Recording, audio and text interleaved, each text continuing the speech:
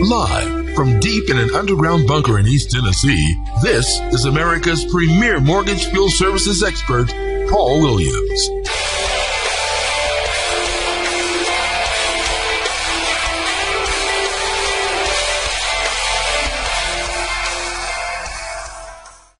Well, we're back here at Foreclosurepedia GHQ. You can see 2 days ago we downloaded Windows 10. We got that installed. You can see on the screen there how it everything that it goes through. There's a really easy click and play device.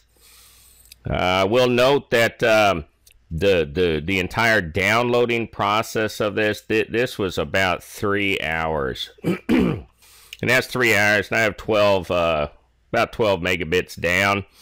And then the installation as well. It was just a very long and drawn-out procedure.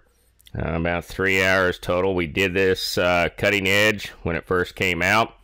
We're running a dual boot.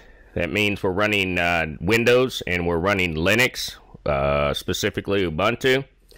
We do that to be able to do other things. You can see now we're walking through the phases. We had the download that I fast forwarded. This is after it's been downloaded, so it's actually installing, preparing it. And incidentally, everything, excuse me, other than as we get here towards the end, I was still actually functioning under Windows 8.1 build, surfing the internet, doing the video in Camtasia. We run Camtasia 8X. And you can see, though, even the preparing, and this isn't really shown in real time. I clipped a lot of this. It's about 3.5 hours. But we wanted to make sure everybody saw precisely what it's going to look for, or what it's going to look like, rather. You can see we're going through the updates process here. And incidentally, this is the last Windows ever. Last Windows, so this is the dinosaur. Everybody's moved to Linux. You're going to see patches out there, you know, for Windows, but they're not rolling out any more versions. And that's because the vast majority of the world, other than the United States, they've already moved on to open source software. Eric Miller and the rest of the National Association of Mortgage Field Services regime still are bought into the proprietary world, unlike Don Duett, co-chief of technology over at Goldman Sachs. And you can go to foreclosurepedia.org and review that. You can see here we're going through the terms, the conditions, got to check them, just like everything else in life. Gives you the ability to figure out what you want to keep. Goes through another series of updates. And then as we get into this, once it gets to the end of that, we actually have to go offline and actually do that. But you've seen it first here on foreclosurepedia.org. We're always bringing you technology. We are a friend of labor. We always will be a friend of labor.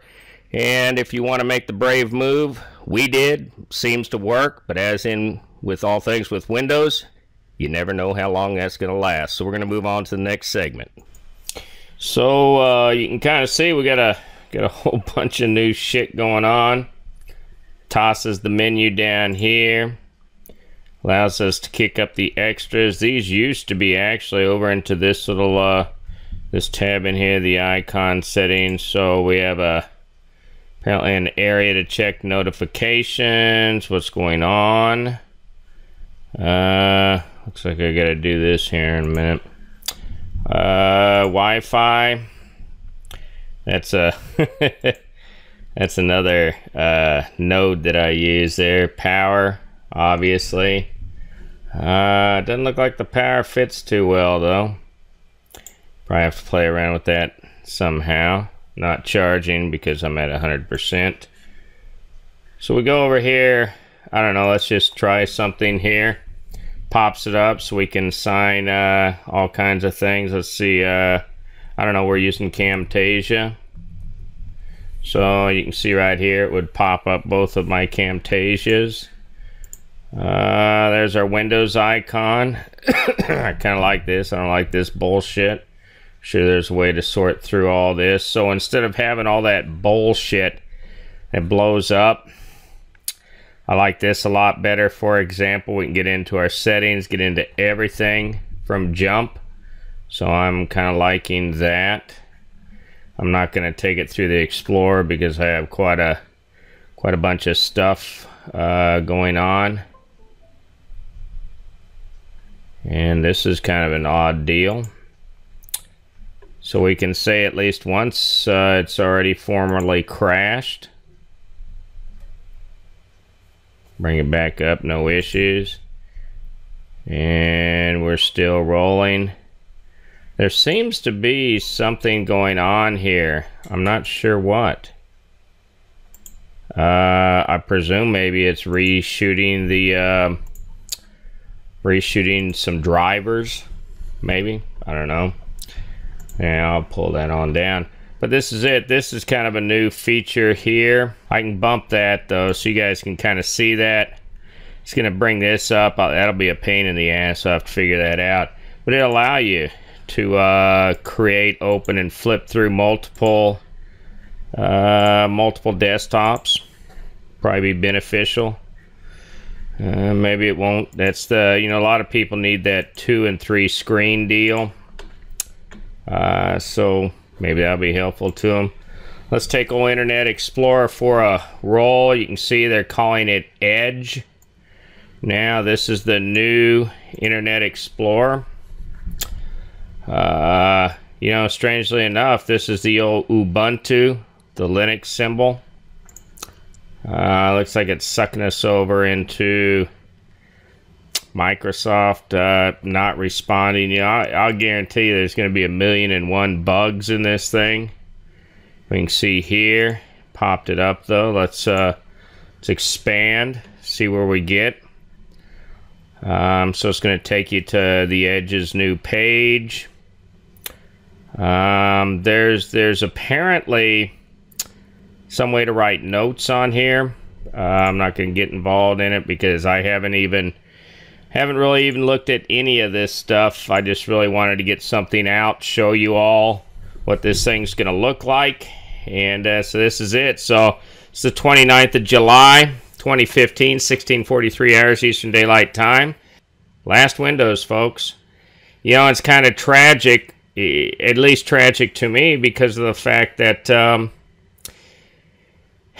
you know, we had 8.1 for a little bit, and it was almost just like a blip on a radar. Like it just never existed. And as you can see, everything's resetting here. That's because it's literally, this is bleeding cutting edge. I'm literally filming while I'm walking through this. But, you know, it's tragically sad. There will be no more Windows. There will be patches, things of that nature. But Windows is gone for all intents and purposes. I think it looks a lot more clean.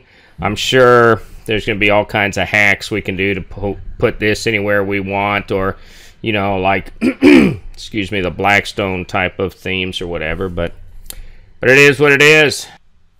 So as you can see here, we're not having too many issues. Camtasia is working pretty good in here. Dumping it in, no problems.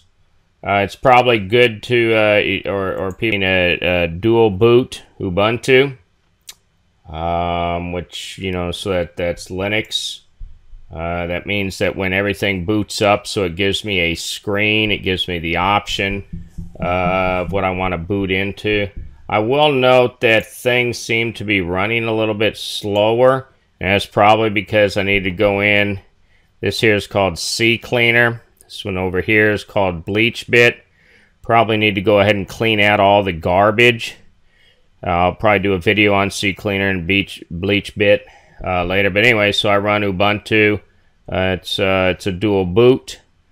I've got my phone rooted and hacked. Run Linux on it, but a different build.